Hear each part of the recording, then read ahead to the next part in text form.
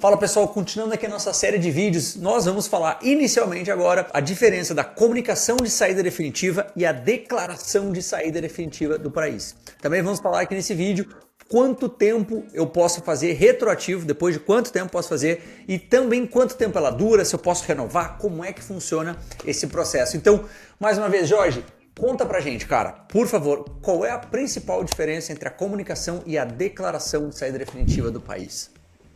Vamos lá. A comunicação ela é um aviso prévio, um aviso preparatório. Sabe quando você tem um emprego e você já vai se demitir, você não pode se demitir e parar de trabalhar amanhã. Você fala assim, ó, tô me demitindo, mas tem aquele prazo lá, daqui a 3 meses você vai embora. Então você já é para falar assim pro seu empregador, ó, começa a fazer a transição aí que a gente está passando a bola. Então a comunicação de saída é isso. Você foi embora do Brasil, você foi contratado, você é expatriado, foi contratado por uma empresa exterior, sua empresa mandou você para fora em agosto de um ano qualquer. No dia que você pega o avião, você pode fazer a comunicação de saída. Você tem qualquer data do ano em que você está se caracterizando como não residente até fevereiro do ano seguinte para fazer a sua comunicação de saída. É um aviso prévio. É uma página só, é bem simples. Se você procurar comunicação de saída no Google, é o primeiro link que você vai fazer. Você tem que botar lá título de eleitor, data de nascimento, última declaração entregue, seu nome completo, CPF.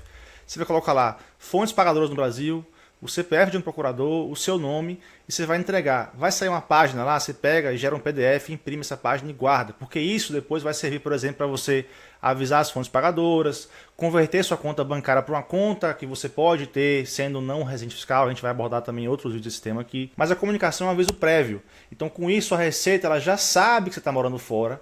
A partir daquela data que caracteriza a sua saída definitiva, você já não paga mais imposto ao Brasil sobre sua renda do exterior. E quando você fizer a declaração de saída definitiva, você só vai declarar tudo que você recebeu até essa data, porque depois dessa data você não está mais caracterizado como um residente fiscal brasileiro. Qual é a questão? Quando você faz a comunicação de saída, aparecem lá 3 obrigações que você tem.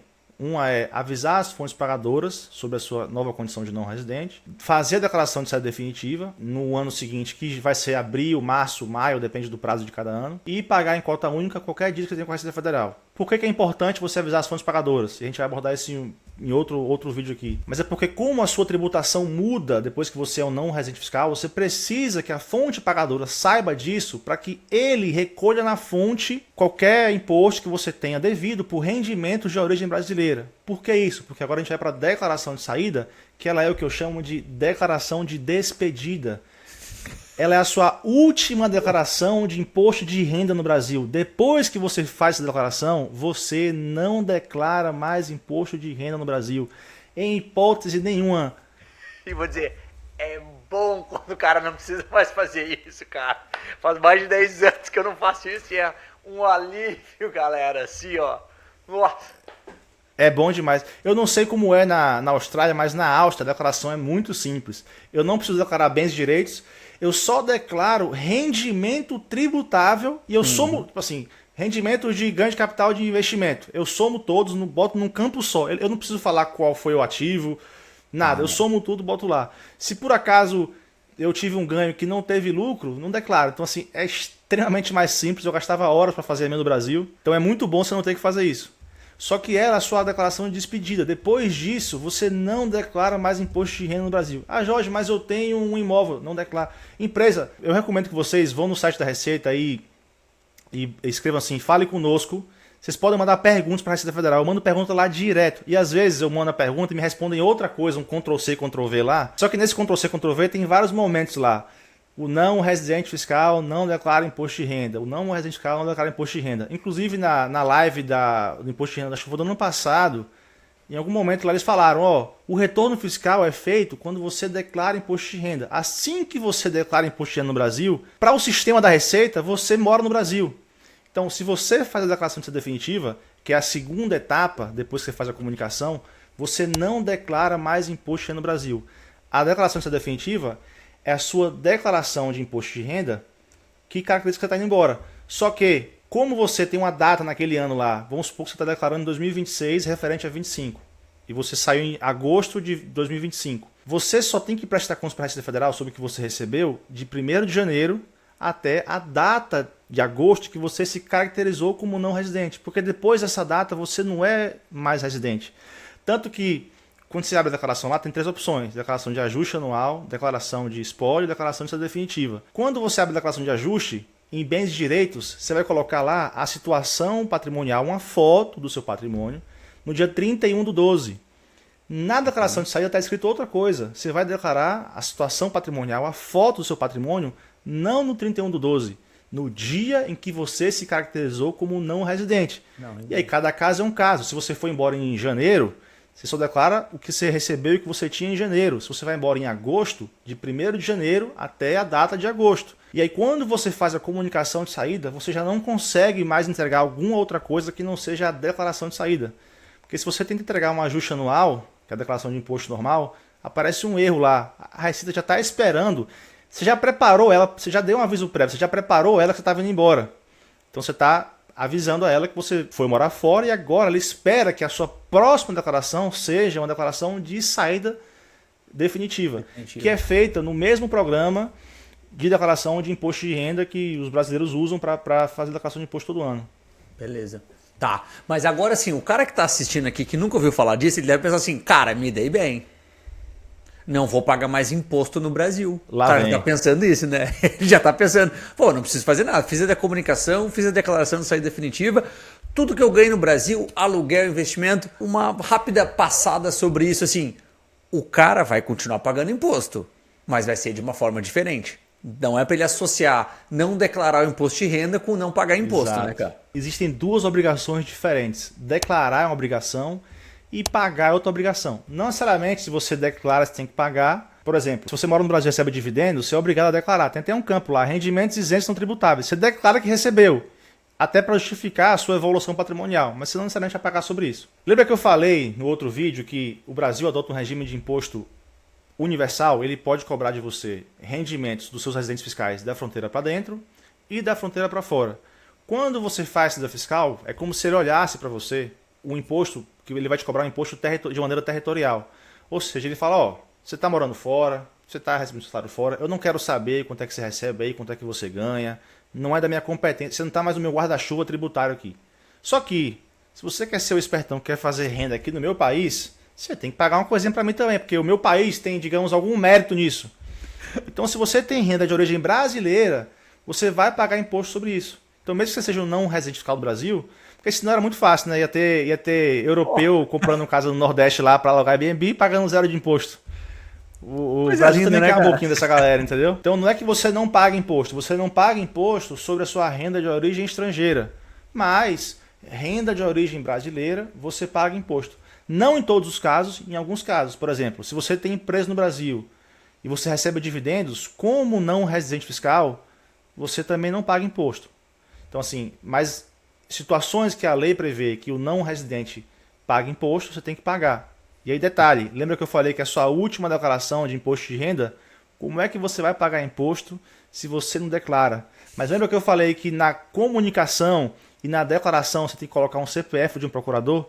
É para isso, porque em muitos casos é o procurador que vai recolher para você, não é o seu CPF, ou a fonte pagadora recolhe para você, o banco, quem tem aluguel. Até lá no site da Quinto Andar, por exemplo, ele fala, ó, se você vai morar fora, se você mora no Brasil, você declara por conta própria, seu carnê-leão bote lá. Mas se você mora fora, avisa pra gente que a gente recolhe para você, a gente já paga descontado. Então, é assim que você paga imposto do Brasil. Você paga através de uma fonte pagadora, de um representante, de um procurador, mas não com o seu CPF. O seu CPF não pode aparecer na declaração de nada, porque isso pode fazer a Receita Federal entender que você mora no Brasil. E aí vira um problema, porque como é que você está morando fora, mas está declarando no Brasil? Ela vai te olhar como, então dá uma confusão. Cara, e olha só como é interessante, né?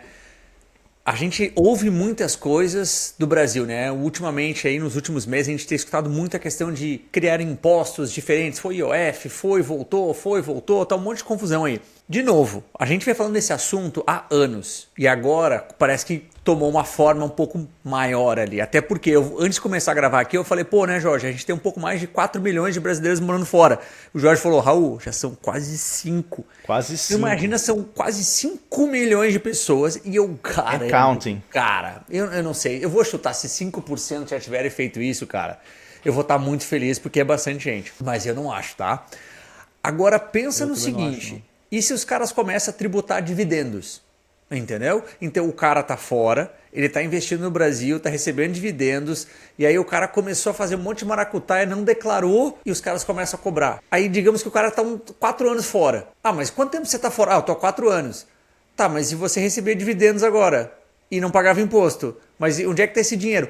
Começa a entrar, cara, um rolo que o negócio fica mais enrolado que meus cabelos, cara. Então assim, galera, não recomendo se embaralhar com isso, né? O que eu vou falar aqui não é oficial, é minha opinião, tá? Mas, o que normalmente, a história não se repete, mas ela rima. O que acontece? Quando o país começa... qual é a história? Ele começa a aumentar gastos, ele não tem de onde tirar, ele aumenta imposto. As pessoas que são produtoras, que pagariam mais imposto, começam a perceber que elas estão sendo penalizadas, elas começam a querer tirar dinheiro do país. E aí a próxima etapa é controle de capitais. Como é que você faz isso? Você encarece o IOF, você cria uma cota de quanto, tipo como a Argentina fez, uma cota de quanto você pode trocar de dólar naquele mês. Você cria um dólar específico para cada atividade. Então a Argentina tinha mais de 10 cotações de dólares. Então você começa a criar um certo controle de capitais. O dia que a Receita perceber que a gente aqui fora mudamos o perfil e somos uma mina de ouro para o Brasil, nós somos 5% dos brasileiros. Quem está no Brasil não liga para a gente. Exato. Ele chega lá e fala, ó, é aquela galera que abandonou, vamos criar um discurso, aquela galera que abandonou o país, está ganhando lá fora, não, eles são brasileiros, tem que pagar alguma coisinha. Se você não sabe, por exemplo, lembra que eu falei que você tem a opção, você faz a saída fiscal do Brasil para não ser mais um residente? O americano, por exemplo, não tem essa chance. Se ele mora no exterior, aquela cor do passaporte dele ali determina que ele é obrigado a pagar imposto para os Estados Unidos. Aí tem um monte de bilionário americano abrindo mão da cidadania americana por essa razão. Só que a capacidade de processamento hoje é maior. Eu já atendi várias pessoas que moram há muitos anos fora, recebem de fora e nunca a Receita pegou. Só que a ausência de evidência não é evidência de ausência. A história do cisne negro, né? Não importa quantos cisnes brancos eu veja, isso não é suficiente para eu dizer que não existem cisnes negros. Eu sempre falo o seguinte, eu tenho 35 anos e nunca morri até hoje. Não quer dizer que eu não vou morrer, entendeu? Então, e aí a capacidade de processamento, de comunicação, a OCDE vai orquestrando lá, ó, acordo de troca de informação, CRS, FATCA, banco de dados, tal. Tanto é que eu recomendo que vocês, para quem acha que é mentira, a Receita não sabe quanto é que eu tenho aqui. Eu já atendi clientes da Austrália, do Canadá, Inglaterra, Estados Unidos, aqui da Áustria, Alemanha, que apareceu a conta dessa pessoa no exterior na declaração pré-preenchida do Brasil. Para quem acha que isso não é verdade, procura no site, no canal eu acho que é do Ministério da Fazenda, da Economia, Live IRPF 2025. Vai lá no minuto 51, 52, que o representante da Receita fala. Uma novidade esse ano, na declaração pré-preenchida, aqueles brasileiros que têm conta bancária no exterior, a gente vai estar importando aqui automaticamente essa conta. Então, se você esqueceu, não sabe o que você tem, ou não lembrou, a gente vai estar aqui dizendo que essa conta sua, a gente tem noção dela. Então, se você tem conta no exterior, declare o quanto você tem. Se você não tem, você apaga lá e beleza. Aí, como é que você vai explicar que você ganhou 100 mil reais naquele ano e que está na sua conta na Áustria parada? Que a Receita Federal vai saber que você tem esse dinheiro na Áustria. Aí, como é que você explica a origem dos 100 mil? Vira o mesmo problema que eu falei do imóvel. Você comprou imóvel no Brasil, como é que você explica aquele avanço patrimonial? Você vai, a depender de onde você mora, você vai ser bem tributado, vai ter que declarar isso. Enfim, quanto mais tempo você passa irregular, mais as coisas vão se desencaixando e vai enrolando e para consertar é mais difícil. E é só lembrar, né? Aqui na Austrália, não sei como é que são em outros países, né? Aqui na Austrália, quando você vai abrir a sua conta bancária, pela primeira vez, eles geralmente vão pedir o seu CPF. Eles vão pedir o seu passaporte como documento de identificação de estrangeiro no país, mas eles pedem seu CPF. E a galera, beleza, botei aqui meu CPF, de boa, entendeu? O Raul, queridão, aqui chegou em 2014, beleza, tranquilo, nem lembra, entendeu? Eu cheguei aqui e não falava inglês direito, não sabe nem o que a mulher estava me pedindo, ela tá aqui o documento, vai pegando. O cara nem lembra que ele preencheu o CPF dele aqui no Banco da Austrália.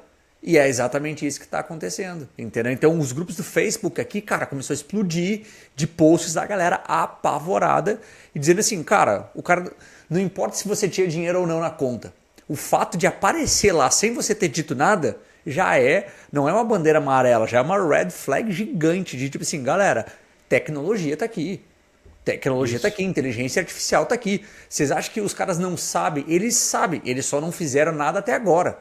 Essa é a diferença. E Jorge, vou tirar o chapéu uma coisa que você falou, porque a gente não conversou sobre isso e a gente tem a mesma opinião. Cara, esses 5% dos brasileiros que moram fora, cara, essa galera, provavelmente uma grande parte dessa galera nem vota, porque o cara não tá nem aí, às vezes o cara não vota, entendeu? Então assim, ele não influencia tanto na questão política.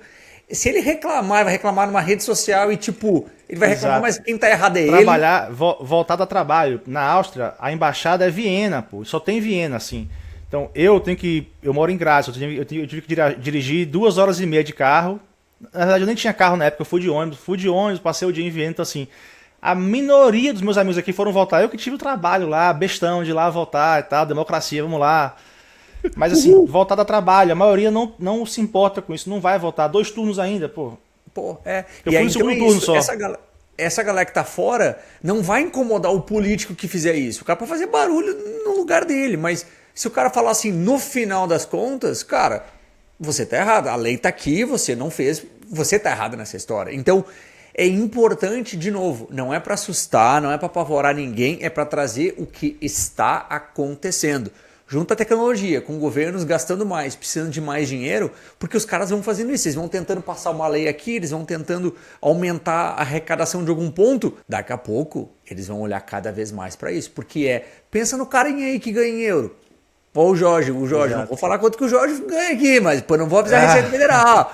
Mas imagina o cara aqui na Austrália, o cara ganha $100 mil. Cara, o salário médio na Austrália é $100 mil, tá? $100 mil australianos estão aí nos 13,60.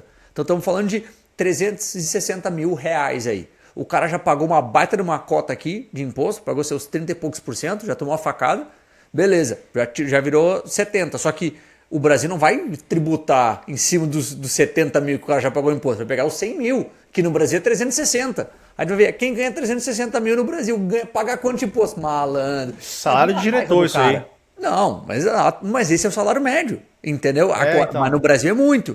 Agora imagina o cara tá aqui há 3 anos, 4 anos ganhando isso. Aí você acumula e o Brasil vem, meu querido, seguinte, você tá devendo, cara. E aí começa. Exato. Né? Mas, então, Jorge, pra gente pegar e fechar esse ponto também, quanto tempo dura a saída fiscal? O cara precisa renovar e, por exemplo, se ele quiser voltar pro Brasil, como é que funciona? Vamos tentar bater esses pontinhos aqui para esse vídeo boas ficar perguntas. encaixadinho. A validade é eterna, até que você volte ao Brasil, né? Eu até fiz um vídeo no meu Instagram recentemente que eu ficava entrando e saindo de porta. Aí eu falo, ó, quantas vezes eu tenho que sair desse cômodo, por essa porta, para estar fora desse cômodo. Então se você foi morar, digamos, eu moro na Áustria. Se eu decidir mudar para a Austrália, porque aqui não tem canguru, e eu respondo essa pergunta direto. Você mora onde? Na Áustria. Austrália? Não, pô, na Áustria. Porque a Áustria é super diferente, a Austrália tá cheia de brasileiro. Então, se eu sair do Brasil e eu me caracterizo... Para o Brasil, eu sou um residente no exterior. Não importa o país. O máximo que eu tenho que fazer, eu vou lá e atualizo o CPF e mudo o meu endereço fiscal. Mas isso não é uma saída fiscal. Eu estou dizendo para ela que só que o meu endereço mudou. Por alguma razão legal lá. Só que, se eu saio do Brasil, em definitivo, e moro em 3 países depois disso, eu não tenho que fazer uma saída fiscal todo ano. Lembra que eu falei que é a última declaração de saída? Então, você está se caracterizando como um residente no exterior uma única vez. Aí, se eu voltar a morar no Brasil, eu posso? Posso. Você é brasileiro, você tem questões imigratórias, não necessariamente se conversam com questões tributárias. Você pode ter um passaporte de um país sem ser residente fiscal daquele país, ou você pode ser residente fiscal de um país, você tem passaporte australiano, você virou residente fiscal da Austrália antes de virar cidadão australiano. Perfeito. Eu não sou um residente fiscal brasileiro sendo brasileiro, então, mas eu posso migrar para o Brasil. Se eu chegar agora, cansei do inverno, da Áustria, vou morar no Brasil, porque sou de Salvador, praia, calor e tal, cansei, vou para Salvador. No dia que eu estou pegando o avião de volta, a partir daquele dia, eu estou caracterizado, o dia que eu piso no Brasil, com a vontade definitiva de habitar o Brasil, ou de ser minha residência habitual, naquele dia eu estou caracterizado como um residente fiscal brasileiro. Qual é a minha obrigação agora? Na condição de residente fiscal brasileiro, no ano seguinte ao meu retorno, eu vou baixar aquele mesmo programa de declaração de imposto de renda que você usou para fazer a saída fiscal. Digamos, você saiu em 25 e voltou em 2030.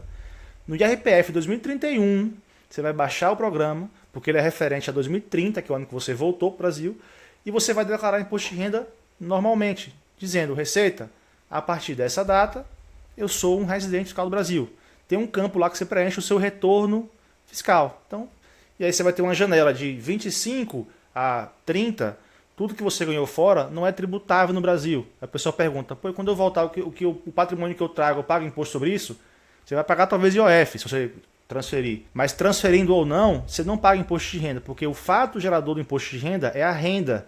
E se ela aconteceu enquanto você não era um residente fiscal brasileiro e porque ela é renda estrangeira, a Receita não tributa isso. Você só tem que declarar, eu tenho tanto na conta em banco. Bens e direitos está lá. Isso não vai gerar imposto porque você retornou ao Brasil, retomou sua caracterização de residente fiscal, você tem que dizer a ela agora tudo que você tem.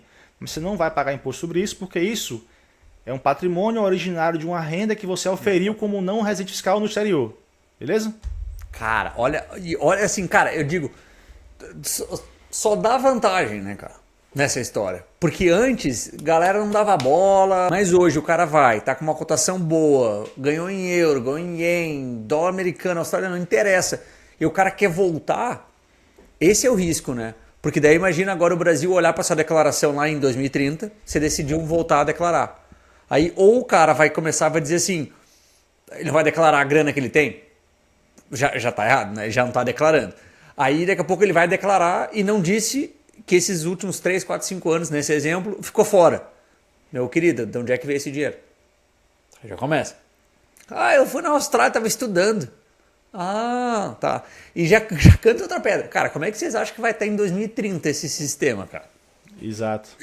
Tipo assim, quanto mais os países conversam, mais fácil fica eles fazerem essa conexão e entenderem realmente o que você está fazendo, em qual lugar. E aí o cara pode pensar, e por que isso não é automático? Meu querido, me desculpa, mas não sou eu que fiz a lei, a opinião não é minha. Tipo assim, é informação. O cara passou esse tempo, aí vira a sua obrigação de informar. E no final das contas, a informação que a gente está trazendo é para você tentar se proteger o seu patrimônio, independente de quanto tempo você vai acabar ficando fora depois desse 1 ano que você já está. Porque a ideia é exatamente essa. Ninguém quer ficar pagando dinheiro, tributo, imposto para tudo que é lado, para todo mundo, e o seu que você trabalhou, ralou, investiu, tomou risco, Exato. Se ferrou, não, você fica com nada. Assim, para fazer um disclaimer, a gente fala aqui de imposto, receita, a gente não está falando se a gente concorda com a receita ou não, se a gente acha justo, se a gente acha que imposto é legal pra caramba.